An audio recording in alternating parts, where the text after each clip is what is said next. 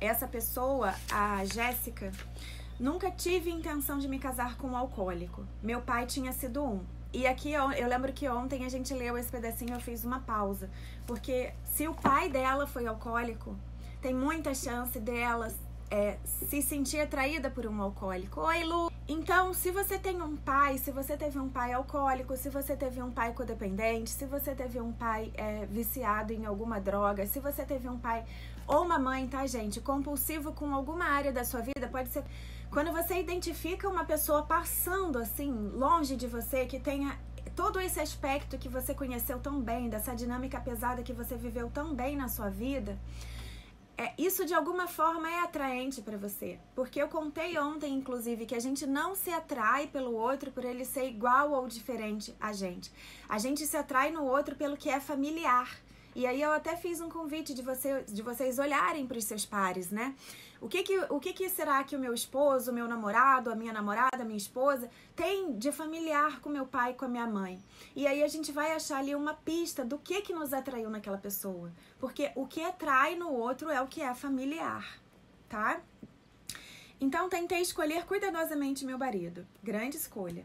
O problema de Frank com a bebida ficou evidente em nossa lua de mel, quando ele deixou nosso quarto de hotel à tarde e só voltou às 6h30 da manhã seguinte.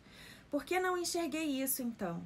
Olhando para trás, os sinais eram claros. Que tola eu fui. E aí, por que ela não enxergou isso naquela época que ela casou? Porque tem essa atração pelo que é familiar, que já é uma atração pela dor que a gente viveu, ela tem um quê de encantamento, um encantamento assim sombrio, não é uma coisa gostosa. A gente tem uma tendência de chamar isso de paixão.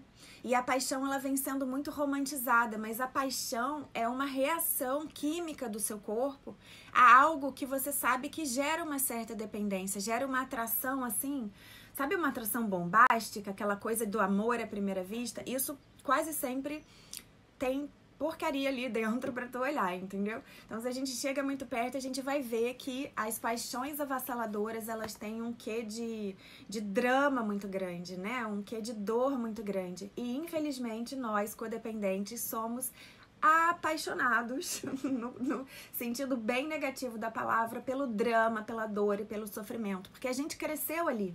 Então, é isso que é familiar pra gente. E é justamente isso que a gente precisa enxergar e precisa quebrar.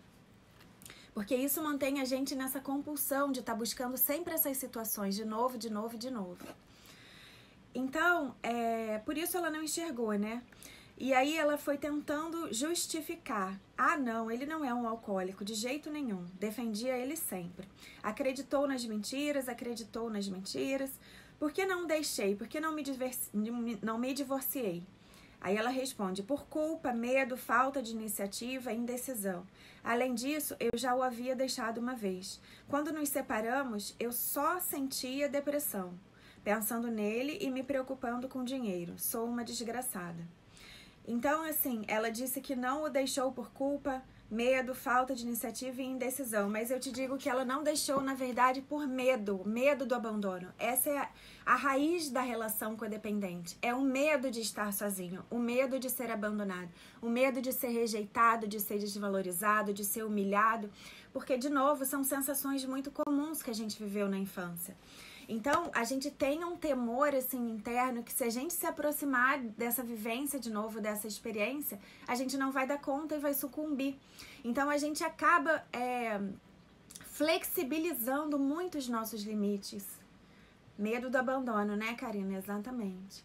Então, a gente acaba flexibilizando muito os limites, né? Alargando muito a corda da gente. E aí, a gente acaba se perdendo. A codependência também é chamada da síndrome do eu perdido, justamente porque tem essa força que faz com que a gente haja na direção do medo, né? E aonde existe medo, não existe amor.